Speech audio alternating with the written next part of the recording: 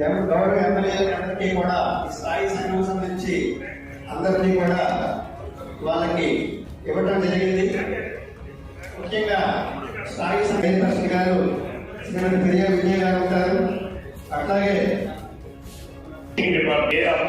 అని చెప్పి FTE housing HL constituency అతను 10 పోస్టులు చేస్తున్నాడు. 10 మేనేజర్ టీ నర్సరపేట 20 మండలాలు రెవెన్యూ డివిజన్స్.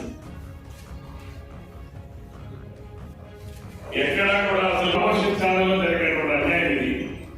దీనివల్ల ఉత్తరాంధ్రాల్లో అసలు ఎవరికి ప్రమోషన్స్ లేవు, సిబ్బంది లేదు. రేపు అలాగే ఈ జిల్లాలో రేపు ఏ రకంగా పనులు ముందుకెళ్తాయి. వీటి మీద నా రిక్వెస్ట్ ఏంటంటే జిల్లా పరిషత్ చైర్మన్ గారికి కూడా ఈ బాడీలో రిజల్యూషన్ చేసి జరిగిన అన్యాయం వాళ్ళకి ఏదైతే నష్టం జరిగిందో ఆ డిపార్ట్మెంట్ లో ప్రమోషన్స్ లో సత్వరమే పరిష్కరించి, ఇది బ్యాక్వర్డ్ జిల్లా కాబట్టి అధికారులు లేకపోతే ఎవరు పని చేస్తారు? కలెక్టర్ గారు జాయింట్ గా ఉంటే వాళ్ళు ఎదురుంటే సరిపోతుందా? జిల్లాకి వాళ్ళ ఎదురుతో జిల్లా అంతా పరిపాలన అయిపోతుందా? సంబంధిత అధికారులు శాఖ డిపార్ట్మెంట్ లేకపోతే ఇరిగేషన్ చాలా ప్రాధాన్యమైనటువంటి ఈ జిల్లాకి ఇప్పటికీ రిసోర్సెస్ కూడా మనం వెనకడున్నాం. పూర్తి స్థాయిలో ఇక్కడ ఉన్నటువంటి రెగ్యులర్ డిపార్ట్మెంట్ వాళ్ళు రావాల్సినటువంటి అవసరం ఉంది. ఎందుకంటే ఎగ్జామ్ కండక్ట్ చేయాలి కొత్త వాళ్ళు, బట్ మేమైతే పాత వాళ్ళం. మీరు కూడా చైర్పర్సన్ కానీ there is no other forum, there is no DD access. ఎమ్మెల్యేలు కూడా 3 రోజులుగా స్ప్లిట్ చేసి ఈ సమావేశాన్ని 2 రోజులు నిర్వహించాలని చెప్పి అందరి తరఫున జిల్లా పరిషత్ చైర్పర్సన్ గారికి కోరుతా ఉన్నాను. ఒక్క నిమిషం, మనకిప్పుడు అడుగుతున్నారు ఇరిగేషన్ అట్లానే రెగ్యులర్ హెల్త్ లోని ఇంకా అదర్ డిపార్ట్మెంట్స్ ఎవరు ఉంటే జస్ట్ మెంబర్ వైజ్ గా ఎవరు ఉంటే వీళ్ళు చేస్తారు. నమస్కారం సార్. మాకు గొట్టాల బ్యారేజ్ ఎడంకాల ప్రాబ్లం ఉందమ్మా. ఒక్క నిమిషం, చాలా ప్రాబ్లం ఉంది. గొట్టా బ్యారేజ్ ఎడంకాల సైడ్ పైన 5 బ్రిడ్జీలు ఉన్నాయి. 5 బ్రిడ్జీలు కూడా కూలిపోయే పరిస్థితుల్లో ఉన్నాయి. ఇందువల్ల చాలా సార్లు ఇక్కడ చెప్పడం 5 బ్రిడ్జీలు ఉన్నాయి. 5 బ్రిడ్జీలు కూడా ఎందుకంటే ఎరువులు పుత్తూరు మండలానికి చాలా విలేజ్ కనీసం మాకు అందలేదండి. ప్రాపర్ నియోజకవర్గంలో పుత్తూరు మండలం కానీ, నిర్మాణ విషయంలో కానీ, విజయపూడి మండలం కానీ చాలా ఇబ్బందిగా ఉంది. డిఏపీ కూడా ఏవో వర్కులు ఉన్నాయని మమ్మల్ని చెప్పారు. కొద్దిగా దాన్ని చొరవ తీసుకొని రైతులు కానీ ఆ విలువలు అందే విధంగా సకాలంలో అందే విధంగా చూడండి సార్. ముఖ్యంగా మన జిల్లాలో సార్ శ్రీకాకుళం జిల్లాలో 1,08,000 హెక్టార్లు మనకి సాధారణ విస్తీర్ణం ఉంది. ఈ రోజుకి 1,45,000 హెక్టార్లు మనకి నాట్లు కానీ, మొక్కజొన్న కానీ, వరి ప్రధాన పంటలు. సో 1,45,000 కవర్ అయింది సార్. దాని ప్రాతిపదికనే ఈ రోజున మనం ఫస్ట్ ఏంటంటే ఈ పంట అనేది నమోదు చేస్తున్నాము. ఈ రోజుకి 2,44,000 ఎకరాలకి ఈ పంట కూడా నమోదు చేయడం జరిగింది. ఇది సెప్టెంబర్ 15వ తారీఖు కల్లా లక్ష్యంగా పెట్టుకుని ఈ పంటను కూడా నమోదు చేయాలని నిర్ణయించుకోవడం జరిగింది సార్. అలాగే ముఖ్యంగా మన రాష్ట్ర ప్రభుత్వం ఒక నిర్ణయం తీసుకోవడం ఏం జరిగిందంటే, ముఖ్యంగా ఎవరు సాగుదారో అంటే భూ యజమాని కాకుండా సాగుదారు ఎవరున్నారో వారిని నమోదు చేయవలసిందిగా భూ యజమాని రైతులతో మాట్లాడి, అలాగే ఏదైనా బ్యాంకులో రుణాలు తీసుకోవాలి, ఇంకా ఏదైనా సున్నబడి రైతు కానీ అన్ని రైతులు కూడా ఈ పంట నమోదు చేస్తే అదొక మెయిన్ కార్యక్రమం. దాన్ని ఎక్సైజ్ చేస్తూ మళ్ళీ అందులో వాళ్ళకి వస్తుంది. సో అది ఎక్సర్సైజ్ జరుగుతుంది. ఆల్రెడీ ఒక 39,000 వెరీ క్లియర్ ఉన్నటువంటివి రీసెంట్గా జరిగింది. ఒక డేటా నాకు అప్లోడెడ్, లేకపోతే అవి ఇంకా ప్రాబ్లమ్స్ ఉన్నాయి. అటువంటి ఇన్ఫర్మేషన్ జిల్లా మొత్తం అట్లా ఏమున్నాయి అవి కాస్త అన్ని కూడా వెబ్సైట్స్ కూడా ఓపెన్ అయితే చూస్తారు. ఏదో ఒకటి ఓల్డ్ డేటా న్యూ డేటా అవి మళ్ళీ పుషప్ చేస్తారు.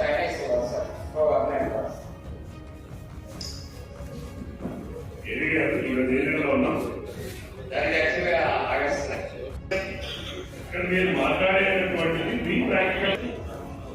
సో మన దగ్గర కోరిలేషన్ స్టేట్మెంట్ ఉంటాయి. కోరిలేషన్ అంటే పాత వెబ్సైట్ ప్రకారం కూడా అది రికార్డ్ తర్వాత working on and we will any negative effect to permanent one ప్రకారం రిలీజ్ చేస్తాం. ఓకే వాటర్ అప్పుడు మీరు చేశారు, మా డేటా కంప్లీట్ కాలేదు, తప్పుగా అవన్నీ కూడా హోల్డ్ చేసి పెట్టేశారు. మీరు అటువంటి మీ జిల్లాలో ఎన్ని రెవెన్యూ విలేజ్ ఉన్నాయో డేటా నేను ఏదో ఒకటి ఓల్డ్ వెబ్సైట్ డేటా నేను ఓపెన్ చేయండి అంటున్నాను. నేను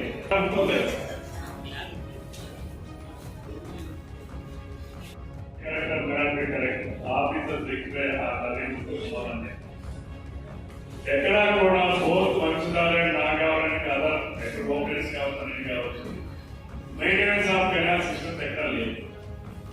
ఎక్కడో దగ్గర ఏదో ఉపాధాన్ని కొన్ని దగ్గర చేశారు. ఆ ఉపాధాన్ని కూడా ఎలా జరుగుతుంది, ఏం జరుగుతుంది ఎవరు సభ్యులకి తెలుసు, మీకు తెలుసు. ఇక్కడ ఏమైంది, ఈరోజు నారాయణపురం ఉంది 60,000 అఫీషియలీ 35,000 ఎకర్స్ 60,000 ఎకరాలు ఉంటుంది. ఈ రోజు కూడా నా గ్రామానికి కూడా నీరు రాని పరిస్థితి. Last 40 years this is the first time in the history. దానికి కారణం ఏంటంటే అసలు మెయింటెనెన్స్ లేదు. అక్కడ నేను ఎమ్మెల్యేగా ఉన్నప్పుడే దైగా నిధుల నుంచి 141 కోట్లు శాంక్షన్ చేశాను. పూర్తిగా కాంప్లీట్ ఎడిట్ చేయడానికి పెట్టాం, అన్ని రెస్టారెంట్స్ పెట్టాం. గడచిన 5 సంవత్సరాలు ఇలా 10 కోట్ల పనులు కూడా జరగాలి. ఇప్పుడు ఏమవుతుంది, అన్ని దగ్గర కూడా ఈ గుణం కానీ లేకపోతే ఇంకోటి బాగా ఉండడం నీళ్ళు రావు. తప్పనిసరిగా ఎప్పుడు కానీ మనం కూడా కొన్ని చేశారు, చేయించారు. ఇంకా అక్కడక్కడ ఏవైతే వెళ్ళే విధంగా మీరు అసలు ఆఫీసర్స్ తో మాట్లాడి శాంక్షన్ తీసుకుంటున్నారు. ఇంకోటి ఏంటంటే లస్కర్స్ ఎక్కడ లేదు. ఎవరి మనం ఏంటంటే సీజనల్ గా ఎవరో 3-4 అయితే నేర్చుకున్నారు. స్టార్టింగ్ బాగా ఉండండి, వాడు ఎంటే రాయి కంటే నా పూర్తి వాడు నన్ను ఎంటే రాయి కెనాల్స్ కలిపి ఏడాది నీరు వచ్చింది, చాలా సంతోషం. అయితే ఇంకొకటి మా గౌరవ శాసనసభ్యులు చెప్పినట్టు ఇంకెక్కడైతే డిపార్ట్మెంట్ ద్వారా అది కలిపి తక్కువ అమౌంట్స్ ఓనర్స్ చేయొచ్చు. అయితే ఇవాళ ఏదైతే ఎడమ భాగం ఉందో సుమారు 50 సంవత్సరాలు దాటిపోయింది. ఇవాళ మా గౌరవ శాసనసభ్యులు పాతపట్నం వారు చెప్పినట్టు దాని కట్టడాలన్నీ కూలిపోతున్నాయి. అలాగే స్లూయిస్ కలిపి నీరు కెనాల్ నుంచి బయటకు పెంచుతుంది. మన లక్ష్యం ఏదైతే పలాస వరకు ఉందో అక్కడ నీరు వెళ్ళాలంటే ఇవాళ సిస్టమ్ లో పంపించడం చాలా కష్టం. అయినప్పటికీ ఈ సంవత్సరం మీద చొరవ వల్ల చివరి వరకు నీరు పంపించి చెరువులు నింపుకున్నాం. రాబోయే రోజుల్లో చివరి వరకు నీరు వెళ్ళాలంటే మోడరైజేషన్ ఆఫ్ కెనాల్స్ జరగాలి. దానికి గవర్నమెంట్ ఆఫ్ ఇండియా నుంచి, స్టేట్ గవర్నమెంట్ నుంచి మనకు నిధి మంజూరు చేయాలి. అవి వచ్చినప్పుడు లేట్ అవుతాయంటే స్ట్రక్చర్స్ కి కనీసం 10 కోట్లు 15 కోట్లు స్ట్రక్చర్స్ కైనా ప్రత్యేకమైన నిధులు మంజూరు చేసి గవర్నమెంట్ పర్మిషన్ తీసుకొని స్ట్రక్చర్స్ పూర్తి చేయాలి. మరి దాని గురించి దృష్టి పెడతారని కోరుకుంటూ, మరి లాస్కర్ అనేది ఇంజనీర్స్ ఎంత అవసరం, లాస్కర్స్ కలిపి సీజన్ అంత అవసరం ఉంది చివరి మూడు మీరు వెళ్ళాలంటే. అయితే లాస్కర్స్ నాకు తెలిసి గంటకు 3-4 సంవత్సరాలు బట్టి వాళ్ళకి కావాల్సిన ఏదైతే ముందుగా పంపలేదు. అయితే లాస్కర్స్ మనం జాన్యువరి వరకు వాళ్ళు వస్తారు. అప్పుడు వరకు వాడు జూన్ నుంచి జాన్యువరి వరకు నెలకి 10,000, 12,000, 9,000 ఇచ్చి 6 నెలలు ఇస్తేనే మనం మెయింటైన్ చేయగలం. నర్సంపేట రైతాంగం తరఫున మీకు ధన్యవాదాలు తెలియజేస్తున్నాను. 4 సంవత్సరాలు ఈ సంవత్సరం ఇరిగేషన్ డిపార్ట్మెంట్ కి సంబంధించి పెద్ద ఎత్తున స్టార్టింగ్ లోనే జిల్లా మంత్రివర్యులు కింజర బచ్చెన్నాయుడు గారు అలాగే కేంద్ర మంత్రివర్యులు ఒక సమావేశం ఏర్పాటు చేసి స్పష్టమైన ఆదేశాలు ఇవ్వడం జరిగింది. తరువాత నర్సంపేటలో కూడా మీటింగ్ పెట్టడం జరిగింది. అప్పుడు కలెక్టర్ గారు కూడా దానికి రావడం జరిగింది. ఆ మీటింగ్ లో లస్కర్స్ విషయంలో లెఫ్ట్ మెయిన్ కెనాల్ కి 53 మెంబర్స్ ఉన్నారు. అలాగే రైట్ మెయిన్ కెనాల్ కి లస్కర్స్ లేరు. మళ్ళీ పెట్టమని చెప్పడం కూడా సమావేశంలో జరిగింది. గౌరవ కలెక్టర్ గారు ఆ టైం ప్రపోజల్ పెట్టమని చెప్పారు. ప్రపోజల్ కూడా ఈ గారు పెట్టడం జరిగింది సార్. అది ఒక అప్రూవల్ కావాలి. అది ఫుల్ టైం లస్కర్స్ అనేది 4 months 5 months కాకుండా ఫుల్ టైం ఉండడం అనేది మ్యాండేటరీగా చేయాలని నా యొక్క విజ్ఞప్తి. ఎందుకంటే దానికి సంబంధించిన షట్టర్స్ అవన్నీ ఆ రాడ్స్ అన్ని ఎత్తుకెళ్ళిపోవడం, తర్వాత ట్రాన్స్ఫార్మర్స్ అవన్నీ కూడా లోపల కాయిల్స్ ఎత్తుకెళ్ళిపోవడం ఇవన్నీ చాలా ప్రాబ్లం జరిగేది. మొన్న అయితే మాత్రం 45 days ముందుగానే మాకు నీరు వదలడం జరిగింది. లెఫ్ట్ మెయిన్ కెనాల్ కి ముందు వదిలారు, మాకు ఒక 1 week తర్వాత అయినా వదిలారు. ముందు ఆ నీరు వచ్చిన ఇప్పుడు వచ్చిన వెంటనే థైలాండ్ వరకు నీరు వెళ్ళడం జరిగింది. అయితే ఎక్కడైతే ఈ లిఫ్ట్ ఇరిగేషన్స్ పనిచేయలేదో అప్పుడు కరెక్ట్ ఇప్పుడు మన స్వప్నిల్ దినకర్ గారికి నేను ఎయిర్పోర్ట్ లో కలిసి అడిగిన వెంటనే రెగ్యులర్ ఎస్సీ గారితో అలాగే లోక్సభ ఎస్సీ గారితో ఇన్ఫ్రాస్ట్రక్చర్ డెవలప్మెంట్ కార్పొరేషన్ స్పాట్ లో మాట్లాడి 50 lakhs అక్కడ చేసి మొత్తం అన్ని ట్రాన్స్ఫార్మర్స్ కూడా రిపేర్ చేసి అన్ని లిఫ్ట్ ఇరిగేషన్స్ నా పరిధిలో మా నియోజకవర్గ పరిధిలో అన్ని కూడా రెగ్యులర్ చేసినందుకు ప్రత్యేకంగా కలెక్టర్ గారికి నా యొక్క ధన్యవాదాలు తెలియజేసుకుంటూ, అలాగే ఏ చిన్న పనులకి సత్వరం మీరు పర్మిషన్లు ఇచ్చి ప్రభుత్వం నుండి కూడా 80 లక్షలు శాంక్షన్ వచ్చింది. ప్రభుత్వం కూడా ఈ ఇరిగేషన్ కి పెద్ద ఎత్తున ఇంపార్టెన్స్ ఇవ్వాలి. ఎందుకంటే శ్రీకాకుళంలో వ్యవసాయ ఆధారిత జిల్లా అని చెప్పి స్పెషల్ కేసు కింద ప్రభుత్వం కూడా 80 లక్షలు మంజూరు చేయడం జరిగింది. దానివల్ల చిన్న చిన్న పనులు చేసుకోగలిగాం. పెట్టాలి. అక్కడ కొన్ని చెరువులు అక్రమంగా వితౌట్ పర్మిషన్ 450 పైసలు చెరువులు ఉన్నాయి. వాటిని కూడా తీయించాలి. మొక్కుబడిగా ఎప్పుడు చెప్పినా మొక్కుబడిగా వెళ్తున్నారు, వచ్చేస్తున్నారు కానీ ఎవరు సీరియస్ యాక్షన్ తీసుకోవట్లేదు. దానిపైన సీరియస్ యాక్షన్ తీసుకొని దానిపైన కూడా ఎస్టిమేషన్ చేసి దానికి రాక్ తో మనం ఎలా బట్ట కట్టి మళ్ళీ ఆ నది డైరెక్షన్ యాజ్ యూజువల్ గా ఎన్నోట్లు చేయగలిగితే మళ్ళీ ఆటోమేటిక్ ఇది ఫామ్ అయ్యి బీచ్ అలాగే ఈ విలేజ్ కూడా ప్రొటెక్షన్ అవుతుంది. అలాగే ఆ ఫిష్ ఆర్టర్స్ కూడా మత్స్యకారులు కూడా అది ఈజీ అవుతుందని నేను తెలియజేసుకుంటూ దీనిపైన వీలైన తొందరగా మనం ప్రతిపాదనలు తయారు చేసి గవర్నమెంట్ పంపించి అప్రూవల్ తెప్పించాలి. మాకు సమస్యని శాశ్వతంగా పరిష్కారం చేస్తారని నేను కోరుకుంటూ సార్ వాటర్ నది డైరెక్షన్ మారిపోయింది. అక్కడ ఎంత మొత్తం కట్టవలసిన కట్టాము కానీ ఇప్పుడు కూడా ప్రాబ్లమ్ సేమ్ ప్రాబ్లమ్ క్రియేట్ అవుతుంది. ఆ ఊరిని చూస్తే ఆ నివగం కాలనీలో కూడా అదే ఉంది సార్. ఇంతకుముందు మన వాళ్ళ ఎస్టిమేషన్ కూడా వేశారట, అది కొద్దిగా రెక్టిఫై చేయండి సార్. అదే కాదు మొత్తం కొన్ని దగ్గర కరెక్టర్ ప్రాబ్లం కూడా ఉంది. ఇక్కడ నివగం దగ్గర నుంచి మళ్ళీ నిర్మాణం వెళ్ళే వరకు కూడా అదే సేమ్ ప్రాబ్లం ఉంది సార్.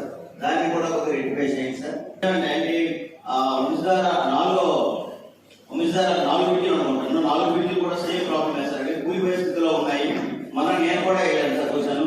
అదే కాకుండా గట్టు కూడా ఎందుకు కూలిపోయింది సార్. మనం ఒమిసారి ఎడమకాలు చివరి వరకు వాటర్ ఇవ్వాలంటే 24 ఇవ్వాలని చెప్పారు సార్. కానీ 18 వెళ్తుంది. ఆ వాటర్ గట్టెక్కే స్థితిలో కనిపిస్తుంది సార్. అక్కడ గట్టెక్కే స్థితిలో కనిపిస్తుంది. నేనే చూశాను డైరెక్ట్ వెళ్ళి. ఏ రోజైనా ఆ గట్టు కూడా పోయే స్థితిలో ఉంటుంది. దానికి కూడా మీరు సహకరించాలి. కూడా ఆ రోజు కూడా మీ దగ్గరే ఉన్నాం సార్ నేను. అయితే అందుకని కొద్దిగా ఎక్కువగా కొద్దిగా ఇచ్చి ఆ గడువును కూడా మరమ్మతు చేసి మెయిన్ బ్రిడ్జీలు ఇంపార్టెంట్. ఎందుకంటే గ్రామానికి ఆ ట్రాన్స్పోర్ట్ ప్రాబ్లం ఎక్కువ ఉంటుంది కాబట్టి తప్పనిసరిగా కూలిపోయే పరిస్థితిలో ఉండే తమరు ఎవరిగానే పంపించి మీరు అది రెక్టిఫై చేస్తారని కోరుకుంటున్నాను.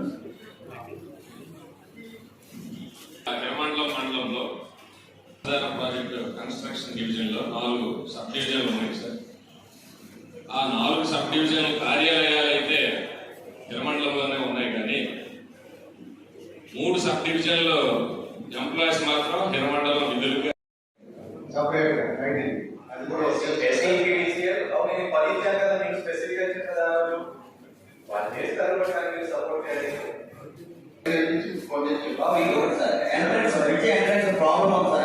పోయిన తర్వాత 2 రోజులు కొంచెం ఈ